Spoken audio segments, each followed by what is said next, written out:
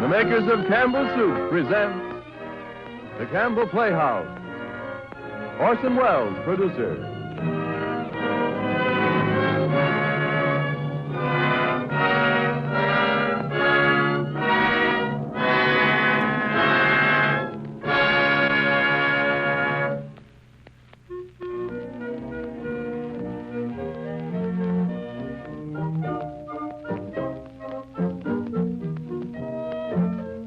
Good evening, this is Orson Welles. Tonight we bring you a revival of one of our favorite broadcasts, Charlotte Bronte's unforgettable love story, Jane Eyre. And in the title role, we proudly present a very gifted actress, a frequent and always welcome guest in the Campbell Playhouse, Miss Madeline Carroll.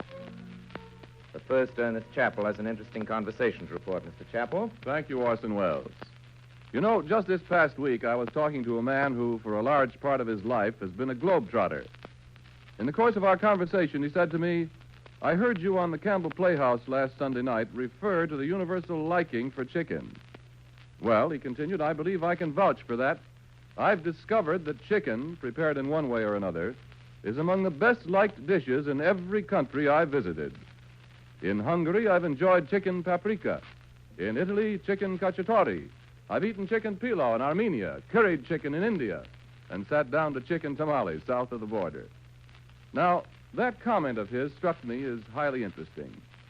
With people the world around liking chicken so much, it's no wonder that Campbell's chicken soup is so popular. Because in every drop of the glistening golden broth, you taste rich chicken flavor. And steeped in the good flavor of the chicken, too, is the fluffy white rice, and there are pieces of tender chicken meat in every fragrant plateful. If you've already enjoyed this homey, old-fashioned chicken soup as Campbell's make it, won't you remember to have it again soon? And if you haven't yet tried it, won't you do so, say, at dinner tomorrow night? I promise you, just as sure as you like chicken, you like Campbell's chicken soup. And now, our Campbell Playhouse presentation of Jane Eyre, starring Madeline Carroll and Orson Welles.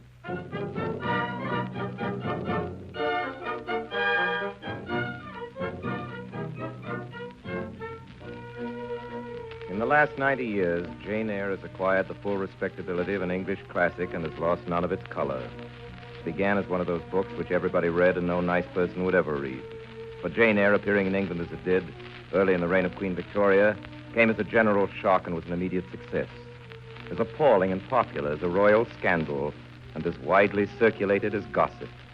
Here's a contemporary press notice, quote, altogether, the autobiography of Jane Eyre is preeminently an anti-Christian composition. There is throughout it a murmuring against the comforts of the rich and against the privations of the poor, which as far as each individual is concerned is a murmuring against God's appointment. There is a proud and perpetual assertion of the rights of man, of which we find no authority either in God's word or in God's providence. We do not hesitate to say that the tone of mind and the thought which has overthrown authority abroad and fostered rebellion at home is the same which has also written Jane Eyre, unquote. The authorship of this scarlet indignity to English letters was variously attributed to almost everyone who could write except a certain Miss Charlotte Bronte of Yorkshire, who did write it in spite of that pen name Cora Bell, attributed with wild generosity to almost everybody in England, including the devil and Thackeray's governess, and even among others the perpetrator of Wuthering Heights, who was indeed Miss Emily, another Bronte and Charlotte's sister. The Brontes are a story in themselves, several stories, many of which you know and most of which I wish we had time to tell. My own personal favorite in that mysterious, lonely, impoverished, and entirely inexplicable family is the head of the household himself, the terrible-tempered Reverend Patrick Bronte, that gloomy man of God who, we are told, cleared the Bronte drawing room of visitors who happened to bore him by firing a revolver at the Bronte ceiling. But there's no end to these Bronte stories, so let's get to the beginning of Miss Charlotte's own.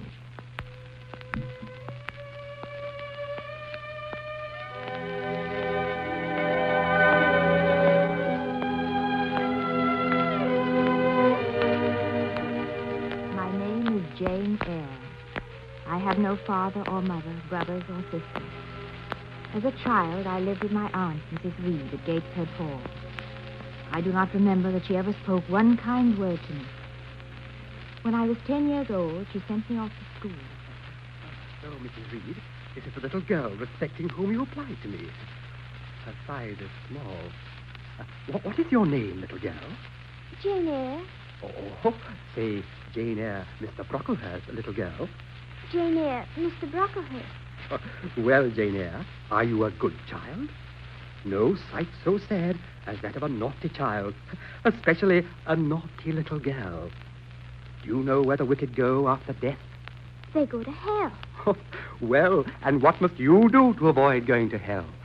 I must keep in good health and not die. Oh, and how can you keep in good health? Children younger than you die daily. Tell me, Jane Eyre, do you read the Bible? Sometimes. With pleasure? No, sir. No? Oh, how shocking. I have a little boy, younger than you, who knows 6 psalms by heart. And when you ask him which he'd rather have, a gingerbread nut to eat or a verse of psalm to learn, he always says, oh, a verse of psalm. Angels sing psalms, says he. I wish to be a little angel here below. He then gets 2 gingerbread nuts in return for his infant piety. Psalms are not interesting. That proves you have a wicked heart, and you must pray God to change it, and to give you a new and clean one, and to take away your heart of stone, and give you a heart of flesh. And we'll try our best to help God, will we not, Mrs. Reed, and make you a useful and humble girl.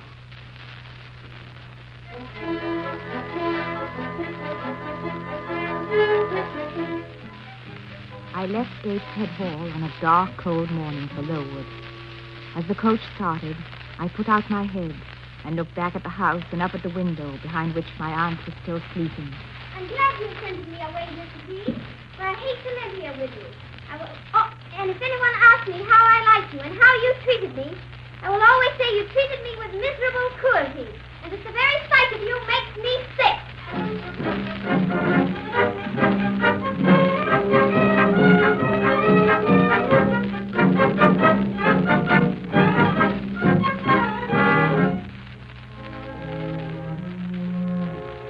I spent 8 years at Lowood.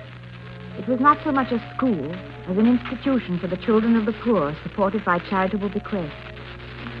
Soon after I was 18, I placed an advertisement in the Yorkshire Herald, applying for the position of governess. The following week, a reply came from a Mrs. Fairfax of Thornfield Hall, near Milcott in Yorkshire. If J.E., who advertised last Thursday, is qualified to teach the usual branches of a good English education, together with French, drawing, and music, and if she is in a position to give satisfactory references of character and competency, a situation can be offered her where there is but one pupil, a little girl 9 years of age. 3 days later, I left Lowood School. I arose and dressed myself with care. As I looked at myself in the mirror, I regretted that I was not handsome. I felt it a misfortune to be so little, pale, and with features so irregular and so marked. I brushed my hair very smooth, put on my black frock, adjusted my clean white tucker, then I set out for my new situation.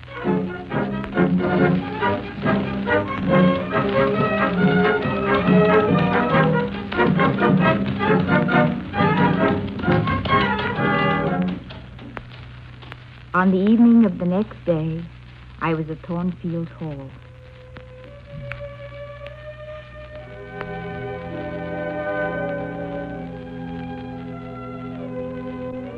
I was ushered into a small room. At a table by a cheerful fire sat the neatest imaginable little old lady, occupied in knitting. How do you do, my dear? I'm afraid you've had a tedious ride. Are you Mrs. Fairfax? You are right. Now sit down here before this fire here. You must be tired to death. Oh, no, indeed, ma'am. Shall I have the pleasure of seeing Miss Fairfax tonight? What did you say, my dear? I'm a little deaf. Shall I have the pleasure of seeing Miss Fairfax tonight? Oh, you mean your pupil, Adele. Oh, she is not my daughter. Indeed? I have no family. And you have this great house all alone? Oh, bless you, my dear child. This house is not mine. It belongs to Mr. Rochester. And who is he? The owner of Thornfield Hall. Did you not know he was called Rochester? He is our employer. He owns the house and much of the land about. I'm merely the housekeeper. Your pupil is his ward. He wrote to me to find a governess for her. He's not here himself. Almost never. Much of the time he's abroad. It seems strange for a gentleman to own this great house, yet never stop here and enjoy it. You will find, Miss Eyre, that Mr. Rochester is in many ways a strange gentleman.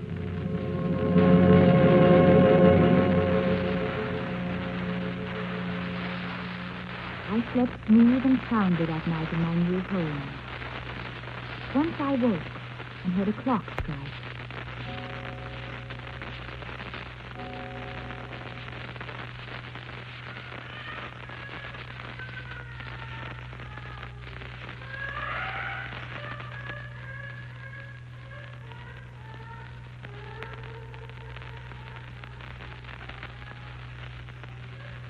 I heard another sound.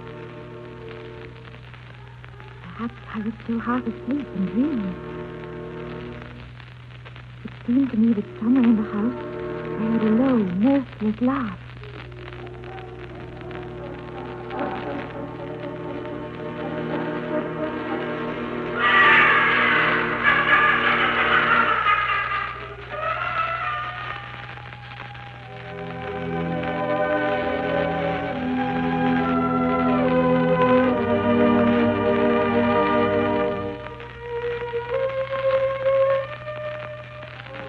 When I woke, it was bright day and the sun was shining.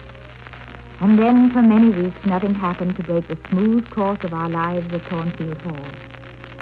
One day in January, a fine, calm day, I put on my coat and went out for a walk. As I started back, the afternoon was already dimming. On the hilltop above me sat the rising moon, pale as a cloud. I walked fast to get home. A sheet of ice covered the bridge where a little brook had overflowed after a rapid thaw. Suddenly, in the distance, I heard the sound of hooves. A horseman came over the hill, down toward the little bridge. Are you injured, sir? Stand on one side, further away. Down, pilot. Easy there.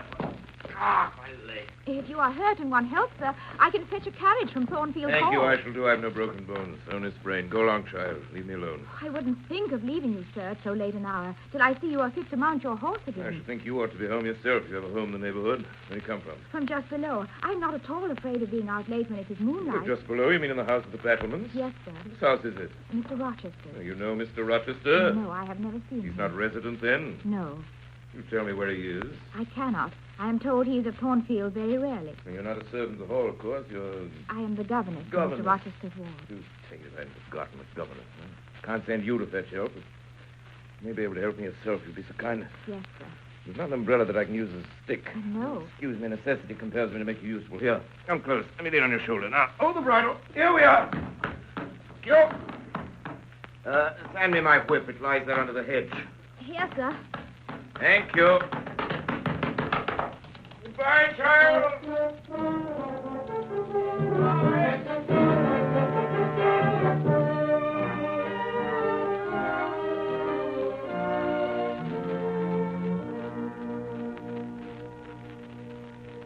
As I walked back to Thornfield, I kept seeing his tall figure enveloped in a riding cloak, fur-collared and steel-clasped, remembering his stern face, his angry, thwarted eyes.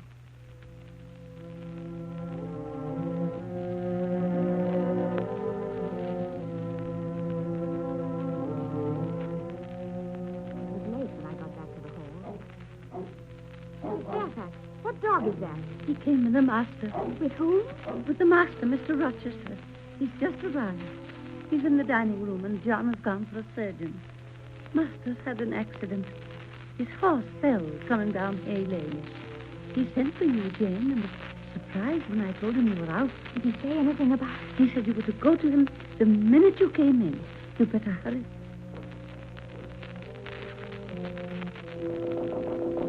Come in. I knew him at once. His broad, dark brows, his square forehead and grim mouth. When he looked up, I could see no trace of recognition in his eyes. Well, Miss Eyre, I have questioned your pupil, my little ward. Found you've taken great pains with her. She's not bright. She has no talent. In a short time, she's made much improvement. Sit down, Miss Eyre. Comes the fire. Adele, go amuse yourself with the dog. You've been resident in my house 3 months, Miss Eyre. Yes, sir. Come from... From Lowood School, sir. Charitable concern. How long are you there? 8 years. 8 years. Must be tenacious of life. No wonder you have the look of another world, Miss Eyre. I marvel where you got that sort of a face. I had half a mind just now in Hay Lane to demand whether you'd bewitched my horse. I'm not sure yet. Who are your parents? I have none. Never had, I suppose. Do you remember them? No, Mr. Rochester. Who recommended you to come into Thornfield? I advertised, and Mrs. Fairfax answered my advertisement. Yes, Mrs. Fairfax speaks quite well of you. Praise will not bias me. You began by throwing down my horse. Sir. I have to thank you for this sprain. What age were you, Miss Eyre, when you went to Lowood? About 10. Stayed there 8 years, went on in about 18. So that's pretty useful. Tell me, did you learn at Lowood? Can you play? A little. Of course. The established answer. Sit down at the piano, Miss Eyre. I mean, if you please. Excuse my tone of command. I cannot alter my customary habits for a new inmate. Sit down at the piano and play a tune. Very well, sir.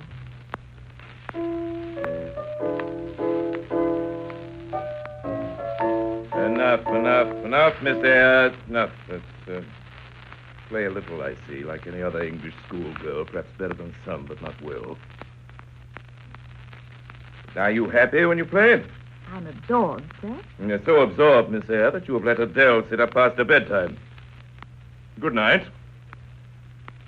Good night to all of you now.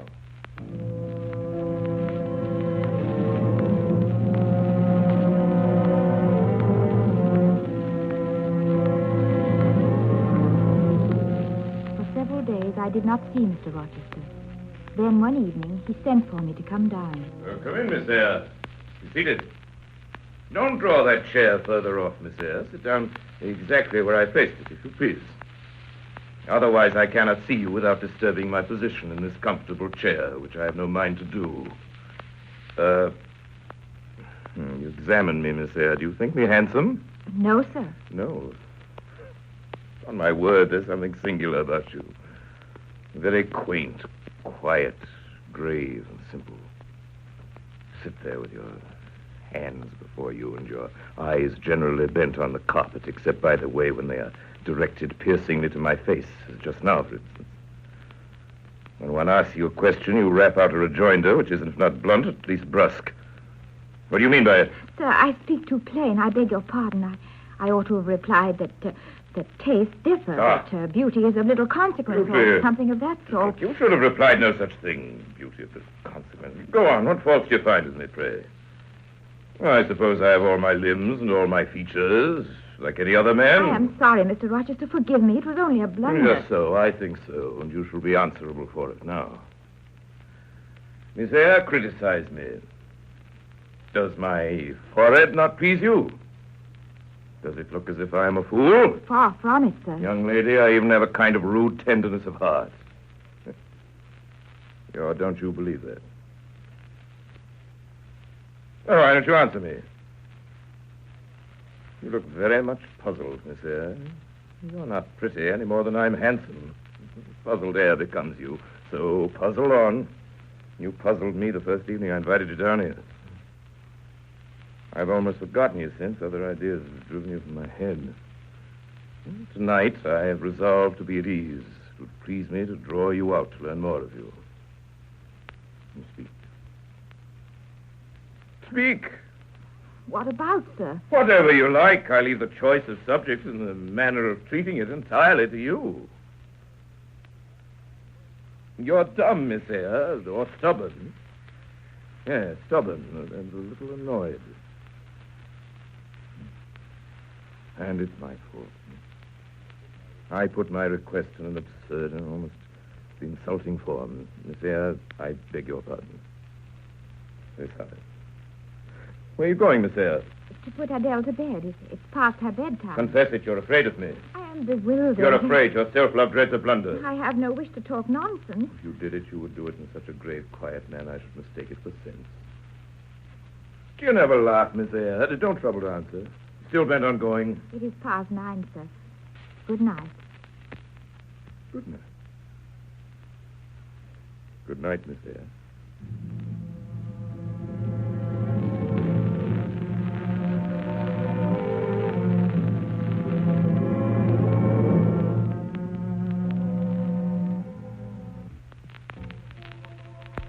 I had no rest that night. I could not sleep for thinking of Mr. Rochester. His strange manner of speaking, the sad look that was in his eyes, his moodiness with others, his kindness to me. He had been at Thornfield 6 days now. Mrs. Fairfax said that he never stayed there more than a fortnight. In a few days, he'd be gone again.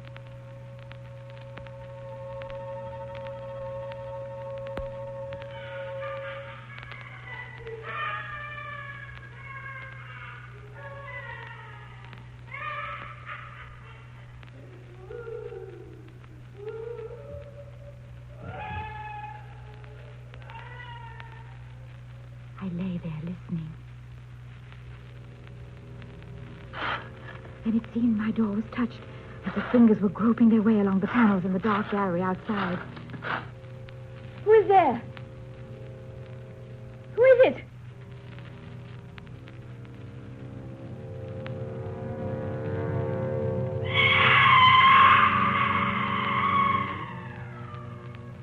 Quickly, I got out of bed. I hurried on my frock and a shawl. With trembling hands, I opened the door. The air was filled with smoke. There was a strong smell of burning. Mr. Rochester's door was ajar, and smoke rushed from his room. I went in. The curtains were on fire. Wake! Wake, Mr. Rochester, wake! Very stupefied in his sleep, I rushed to the basement pitcher. What is it? Is there a flood? No, sir, but there's been a fire. In the name of all the elves in Christendom, is that Jane Eyre? What have you done with me, witch, sorceress, and this smoke? Who was in this room besides you? You plotted to drown me? I was at your candle, sir. Wait, I'll get my dry garments, if there are any. Yes, here they are. Here's my dressing gown. I'll run for candle Shall I call Mrs. Fairfax? Fairfax? How the deuce did you call her? Well, not at all. Listen still. Look at me, Jane. Jane. Did you hear an odd laugh tonight? Have you heard that laugh before? Something like it? Yes, sir. I thought perhaps one of the servants. Just so, one of the servants, yes. That's it. You guessed it, Jane. I'm glad you're the only person acquainted with the precise details of tonight's accident. You're not talking pool. Jane, say nothing about it. Return to your own room. I shall do very well on the sofa in the library for the rest of the night. 2 hours, the servants will be up. Good night. Are you quitting me already in that way? But you have said I might go, sir. Oh, but not without taking leave. Not in that brief, dry fashion. Why, you saved my life. At least shake hands. Jane, saved my life. I knew you'd do me some good in some way, sometime. I'm glad I happened to be awake, sir. But you will go. I'm cold, sir. Cold? Yes, and standing in a pool of water. Go then, Jane. Go.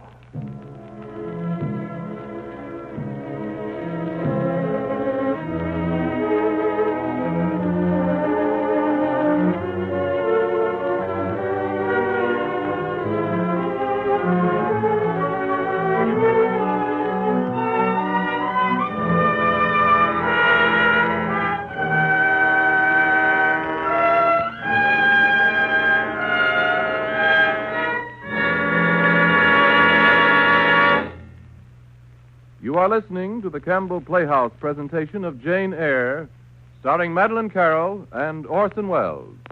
This is the Columbia Broadcasting System.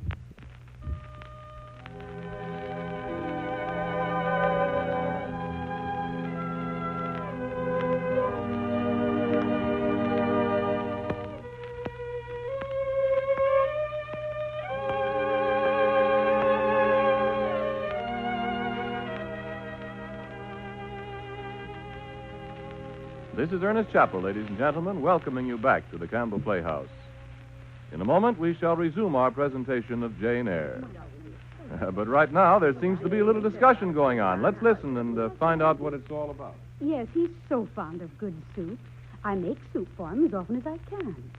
But I declare, what with 3 children in my house... Don't tell me you still make soup. Why, yes, don't you? My husband says... My dear, I haven't made a kettle of soup in, ages. But you're such a good cook, Ethel. Why, I thought as a matter of course you made your own soup. No. One day, quite a while ago, I said to myself, I'm going to try one of Campbell's soups. Well, I tried one, and then I tried others, and we liked them so much that from that time on, I've served nothing else. Well, Harry and I decided it just didn't pay for me to bother making soup anymore. Just you serve 2 or 3 of your husband's favorite soups as Campbell's make them, and see if you don't do the same as I did and give up making soup at home and more. And so it goes. As one good home cook tries Campbell's soups, sees how homelike they are in fine flavor and nourishment, notes how much your family likes them, and then tells a friend. Perhaps a friend has persuaded you to try Campbell's soups. Perhaps you're already enjoying at your house your favorites among these 21 fine soups. But if not, won't you try them? If you will, I'm almost sure you, too, will join with other good home cooks everywhere and turn your soup making over to Campbell's. And now we resume our presentation of Jane Eyre, starring Orson Welles and Madeline Carroll. I did not see Mr. Rochester again for several weeks. He had left Thornfield Hall. And when he did finally come home, it was with a large company of very elegant guests. For days the house was filled with their maids and valets. There was one lady in particular to whom my master, Mr. Rochester, seemed especially attentive. The Honorable Blanche Ingram, Lord Ingram's sister, she is. She's held the most beautiful girl in the county. She is beautiful.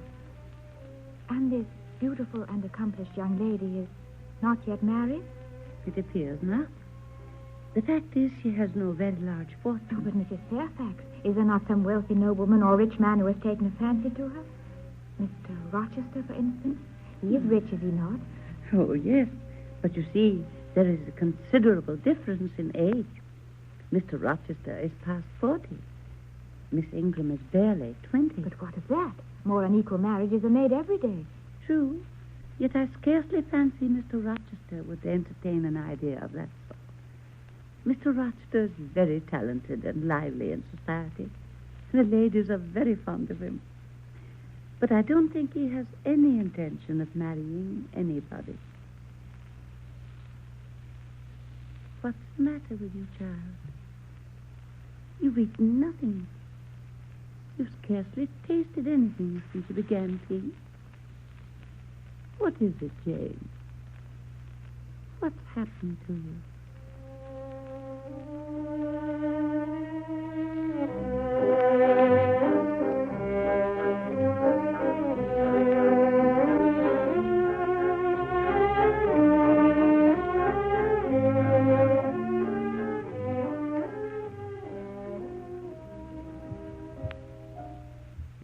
I soon had a chance to observe Miss Ingram myself. That evening, word came that Mr. Rochester wished to introduce my pupil, Adele, to the ladies in the drawing room after dinner. As they came in from the dining room, their dresses gleamed in the light. I rose and curtsied to them. 1 or 2 bent their heads in return. The others only stared at me. As soon as I could, I left quietly through the side door. In the passage, I noticed that the ribbon of my shoe was loose. I stooped to tie it. How do you do? Oh, I'm very well, sir. Jane, why did you not come over and speak to me in the drawing room? I did not wish to disturb What you. have you been doing during my absence? Nothing particular. Teaching Adele as usual. I'm getting a good deal paler. Return to the drawing room, Miss Eyre.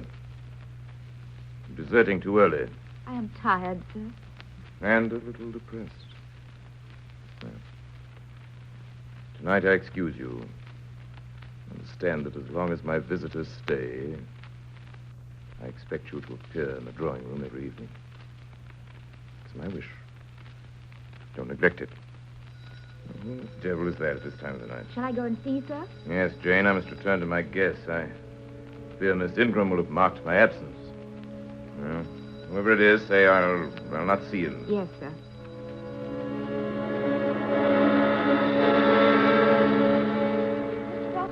Mr. Rochester. Yes, Jane. What is it? You seem excited. It's a man to see you, sir. He wouldn't be put off. He said he'd wait for you. He went into the drawing room. The devil he did. Have you got his name? His name is Mason, sir, and he comes from the West Indies, from Jamaica, I think. Mason! West Indies? That's what he said. Do you feel ill, sir? Jane. I've got a blow. Oh, lean on me, sir. Jane, you offered me your shoulder once before. Let me have it now. Yes, sir.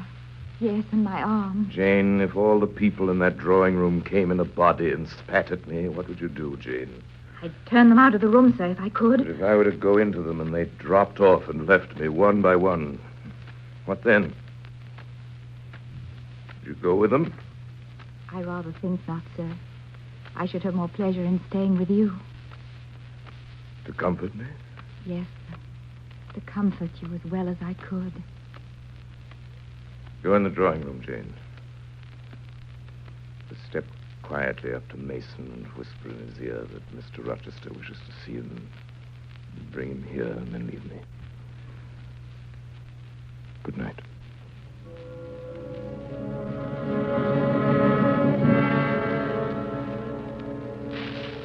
Much later that night, I wakened suddenly.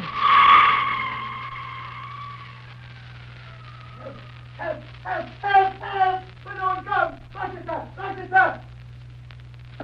Jane? Jane! Jane, get up. I need you. Jane, have you a sponge in your room? Yes, sir. Have you any salt? Yes. Fetch both. Jane, you won't turn sick at the sight of blood. I don't think I shall. I've never been tried yet. Let me see. Give me your hand. Here. Warm and steady. You'll do. I followed Mr. Rochester to the floor above. He entered a large room, and beyond that there was an open door. There was a light shining there, and from inside came a low sound, almost like a dog growling.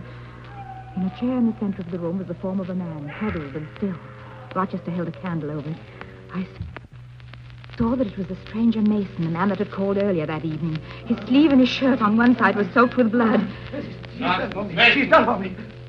Drops a little blood, that's all. Sorry. Jane, hold a candle. Hold this place. She went at me with her teeth. Mason, she worried me like a dog when you took the knife from her. Keep it on your guard. Oh, it was frightful. I didn't expect it. She looked so quiet at first. I warned you, Mason. I thought I could have done her some good. You thought, Mason. It makes me impatient to hear you now. No. Get up. Let's be out of the house before morning. Rochester, she sucked the blood. She said she'd drain my heart. Oh, be silent. Don't mind her gibberish. Don't repeat it. I wish I could forget it. Oh, you will, Mason, when you're out of the country. Now, come on. I'll help you downstairs. There's a carriage waiting. You get back to Spanish Town, you'll think of her as dead and buried.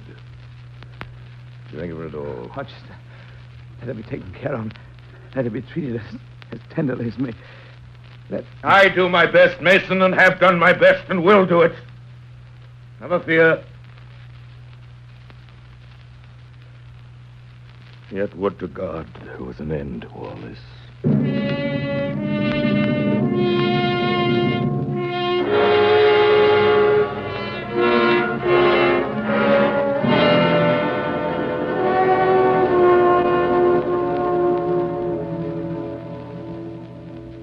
A splendid midsummer shone over England.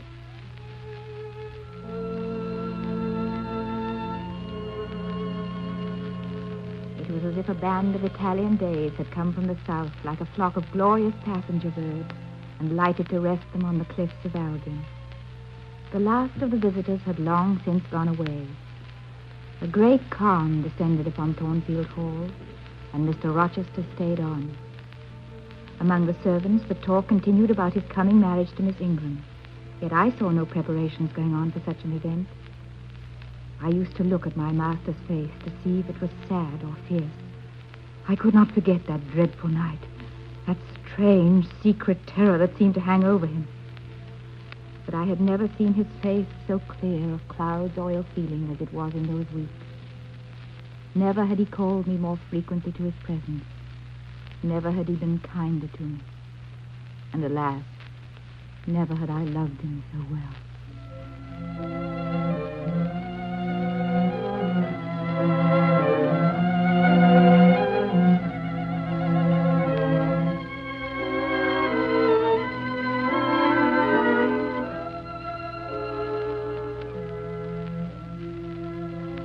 It was Midsummer Eve. I went down into the orchard, enticed there by the light of the rising moon. I heard a nightingale singing in the woods far away. The trees were laden with ripening fruit. Jane. Good evening, Jane. Thornfield's a pleasant place in the summer, isn't it? Yes, sir. You must have become to some degree attached to the house. Oh, I am attached to it indeed. And would be sorry to part with it. Yes. Mm-hmm. Pity. So is the way of events in life. No sooner have you got settled in a pleasant resting place than a voice calls to you to rise and move on, for the hour of repose is expired. Must I move on, sir? Must I leave Thornfield? I believe you must, Jane. I am sorry, Jane, but I believe indeed you must. Well, sir, I shall be ready when the order to march comes. Come now. Let's give it tonight. You're going to be married, sir? Exactly. Precisely. Your usual acuteness, you've hit the nail straight on the head. Soon, sir? Very soon. That means that you and your pupil... Look at me, Jane. You're not turning your head to look after more nightingales, right? Adele must go to school, and you, Miss Eyre, will get a new station. Yes, sir. I will advertise immediately. I've already, through my future mother-in-law, heard of a place that I think will suit. A place in Connacht, Ireland. It's a long way off, sir. From what, Jane? Oh, from England and from Thornfield and... Well? From you, sir. It is, to be sure. It is. We've been good friends, Jane, have we not? Oh, come, we'll sit here in peace tonight, though we should never more sit here together. Sometimes I have a queer feeling with regard to you, Jane. Especially when you're near to me, as now.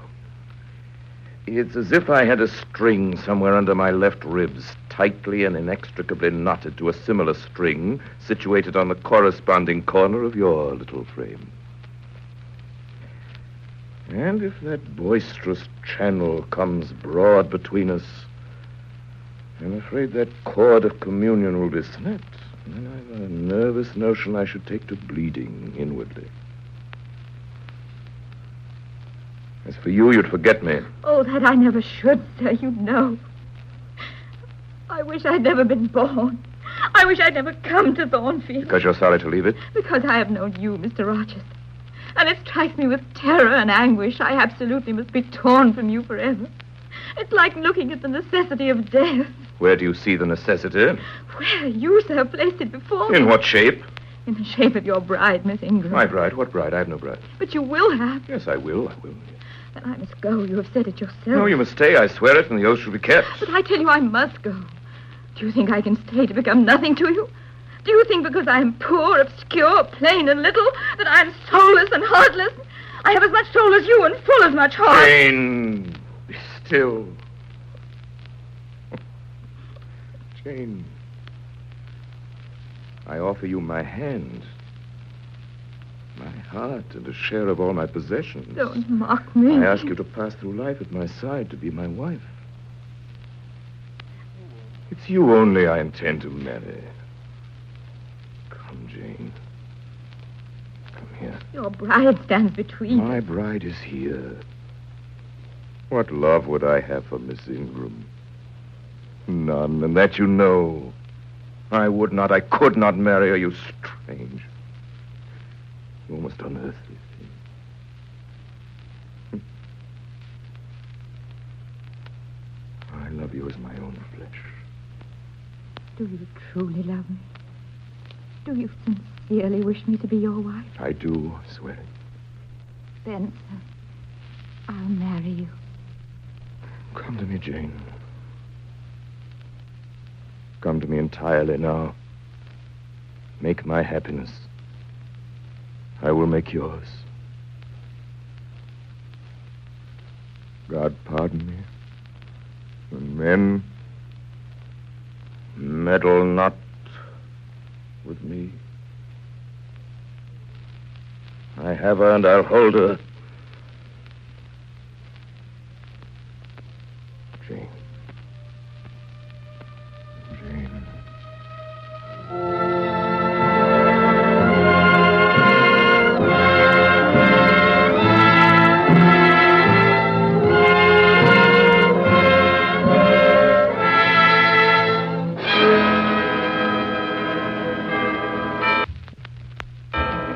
I require and charge you both, you Edward Rochester and you Jane Eyre, that if either of you know of any impediment why you should not lawfully be joined together in matrimony, do you now confess it? Edward Rochester, wilt thou have this woman for thy wedded wife? This marriage cannot go on. Proceed to service. An insuperable impediment to this marriage exists. I can prove it. What is the nature of the impediment? The existence of a previous marriage. Mr. Rochester has a wedded wife, now living. Can you prove that, sir? Of course, I have an affidavit. I affirm and can prove that Edward Rochester of Thornfield Hall, in the county of Yorkshire, was married on the 20th of October. That does not prove that my wife is still living. She is living. She is now living at Thornfield Hall. I saw her there last April. Who are you, sir? I'm her brother. Gentlemen! What this man here says is true. Bigamy is an ugly word, yet that is what I meant to be, a bigamist. I have been married, and the woman to whom I was married is alive. And all of you say you never heard of a Mrs. Rochester in a house up yonder. I dare say you've often heard gossip about the mysterious lunatic kept under watch and ward. I now inform you that she is my wife, Bertha Mason, whom I married 15 years ago in Spanish Town, Jamaica. Bertha Mason is insane. She came of an insane family, and they knew it when they let me marry her. You may see for yourself, if you wish, what sort of being I was cheated into marrying, and judge whether or not I had a right to break the compact and seek happiness for this girl I loved. Well, I failed. Take the coach back to Thornfield. I'll not be wanted today. Have a right about, every one of you. Away with your congratulations and your sympathy. Who wants them? They're 15 years too late.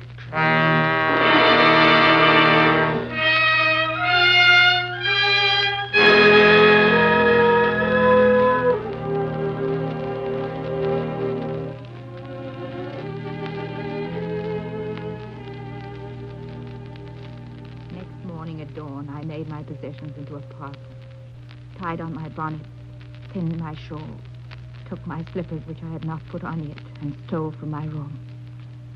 For the last time, I passed Mr. Rochester's door and started silently down the dark stairs. Jane?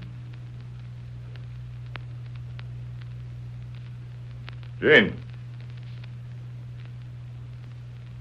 You're going, Jane? I am going, sir. You're leaving me? Yes. Jane? Jane, do you mean to go one way in the world and let me go another? I do. You will not stay, Jane? You will not be my comforter? My rescuer? My deep love, my tragic grief, there's nothing to you? I must go. go. Jane, this is wicked. It'd be not... Jane, it won't be wicked to love me. It would be to obey you. And you will not yield. Jane,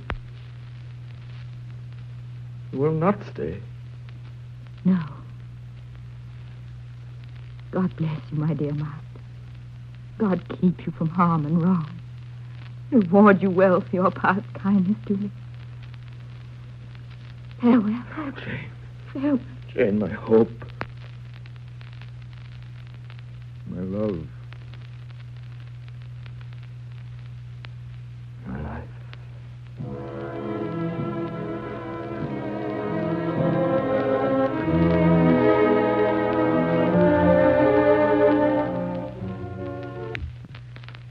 Sadly, I made my way downstairs.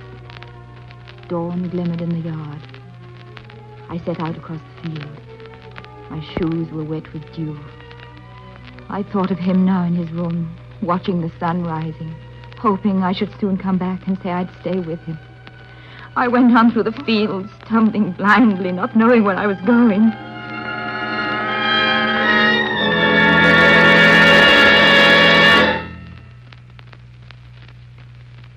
A year and a half went by. I took a position that was open in a school in the Midlands, as far as I could from Thornfield. But I thought of Mr. Rochester everywhere. I longed to know what had become of him. In the end, I wrote to Mrs. Fairfax and begged for news. 3 months wore away. Day after day, the post arrived and brought nothing for me. Then one day, I could stand it no longer. I packed my things and took the stagecoach for the north. 36 hours later, I was at Milford. Well, I'm away today, Mum. You see, we don't get many travelers here these days. You lose your way or something? I thought perhaps you could tell me. Is Mr. Rochester living at Thornfield Hall now? Why, say, Mum, you must be a proper stranger in these parts. Don't you know? Thornfield Hall's quite a ruin. Not a stone standing. It was burnt down just about harvest time. Fire broke out in the dead of night. And before the engines arrived from Millcote, the building was one mass of flame. The dead of night. Was it known how it started? Well, they guessed, Mum. They guessed. Indeed, I'd say it was ascertained without a doubt. You see, there was a woman. Would you believe it? A lunatic kept in the house. And this woman turned out to be Mr. Rochester's wife. Well, it all came to light in a strange way. Yes, it did.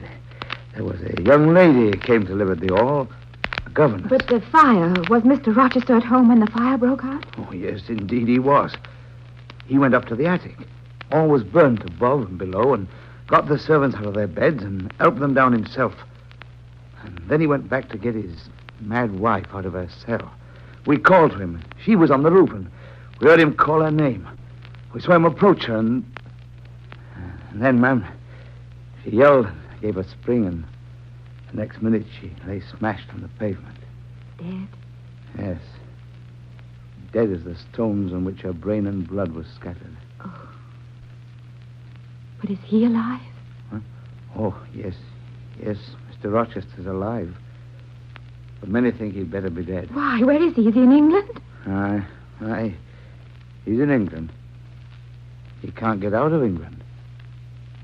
Yes, I fancy he's a fixture now.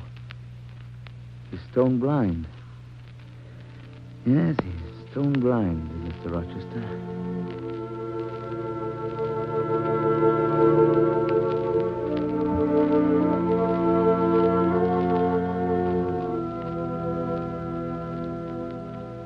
I found him in a small manor house nearby, with 2 of the old servants from Thornfield looking after him. The parlor looked gloomy. A neglected handful of fire burnt low in the grate. And leaning over it, with his head supported against the high, old-fashioned mantelpiece, stood Mr. Rochester. Is that you, Mrs. Fairfax? Down, Father. Down. What's Is you, Mrs. Fairfax, is it not? Mrs. Fairfax is in the kitchen. Who is this? Who is this? Answer me. Speak again. Will you have a little tea? Who is it? Who speaks? Your dog knows me, and John and Mrs. Fairfax know I'm here. I came only this evening. Delusion has come over me. What sweet madness has seized me. Where are you? You only a voice. I can't see, but I must feel, or my heart will stop and my brain burst. Very fingers. Her small, slight fingers. There must be more of her. Is it Jane? This is her shape. This is her size. And this her voice. She's all here. Her heart, too.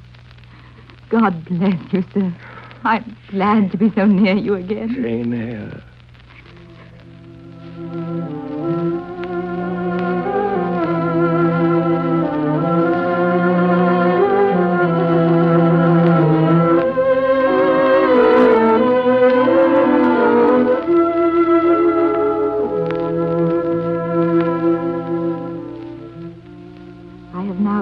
for 10 years. I know what it is to live entirely for and with what I love best on earth. Edward Rochester continued blind in the first 2 years of our marriage. Then one morning, as I was writing a letter for him to his dictation, he came and bent over me. Jane. Jane. Have you a glittering ornament around your neck? Yes. And Jane, are you wearing a pale blue dress? Yes. Later, when our firstborn was put into his arms, he could see that the boy had inherited his own eyes as they once were. Laughing, brilliant, and black.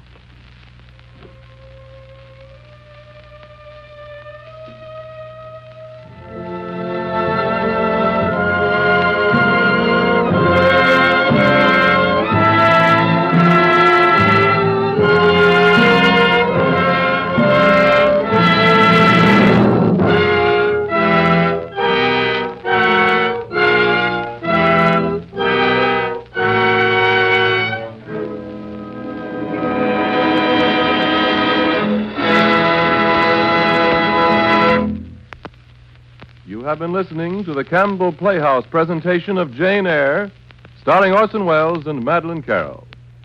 Mr. Welles and our guest will be back with us in just a moment. Meanwhile, you may have noticed earlier in our program that in speaking of Campbell's chicken soup, I referred to it as homey. Now, that's exactly what it is, old-fashioned and homey.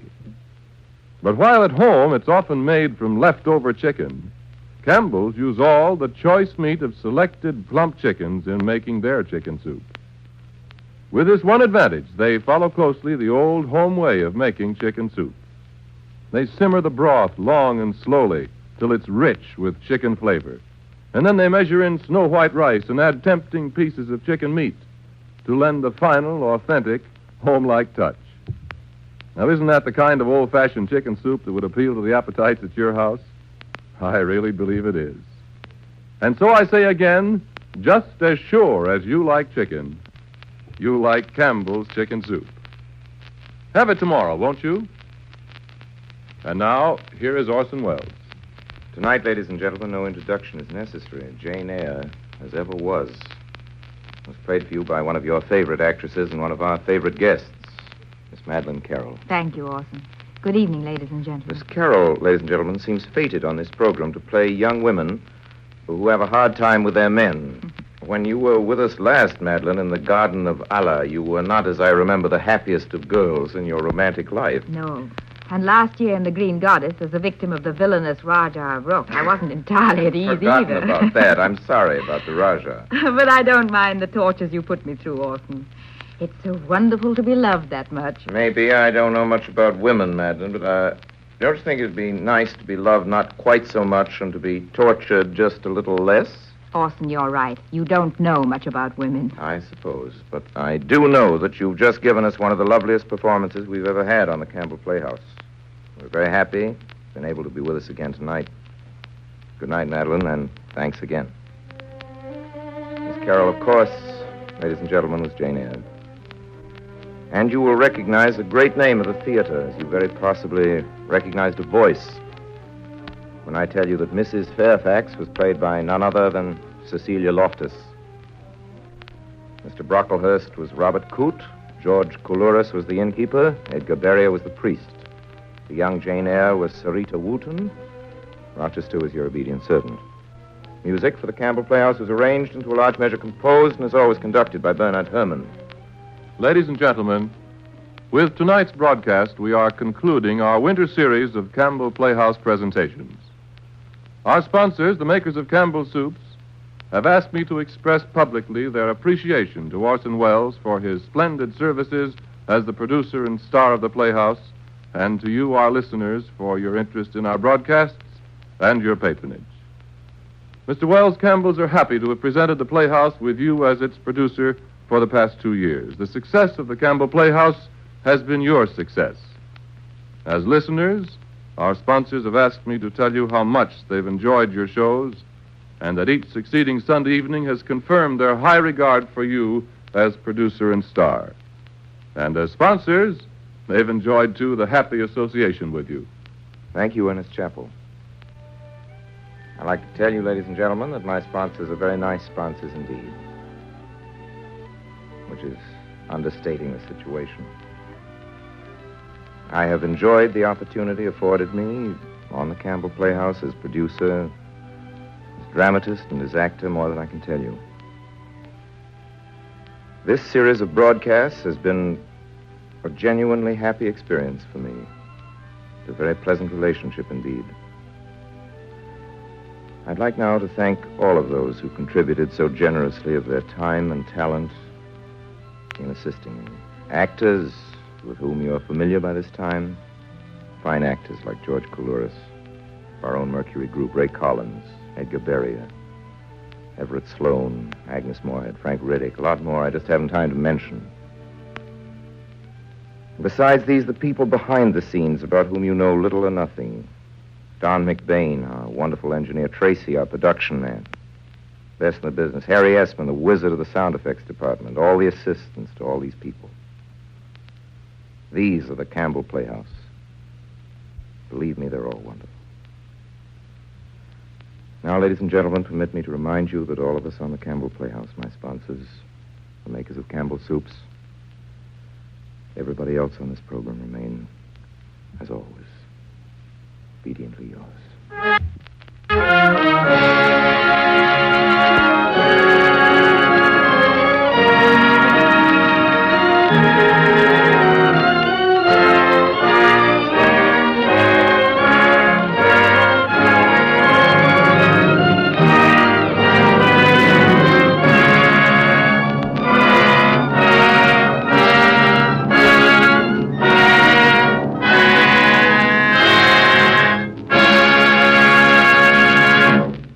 If you have enjoyed these Campbell Playhouse presentations, won't you tell your grocer so tomorrow when you order Campbell's chicken soup? And may I also remind you that Campbell's Soups are broadcasting many radio shows each week for your enjoyment. Tomorrow morning, for example, you may listen to Campbell's Short Story. And also Life Begins, the story of Martha Webster. And tomorrow evening, as usual, you may enjoy Amos and Andy. And here is news. Immediately following Amos and Andy tomorrow night, and 4 nights a week thereafter, you may hear Lanny Ross singing your favorite songs. All these programs come to you from the makers of Campbell's Soups. This is Ernest Chappell saying thank you and good night.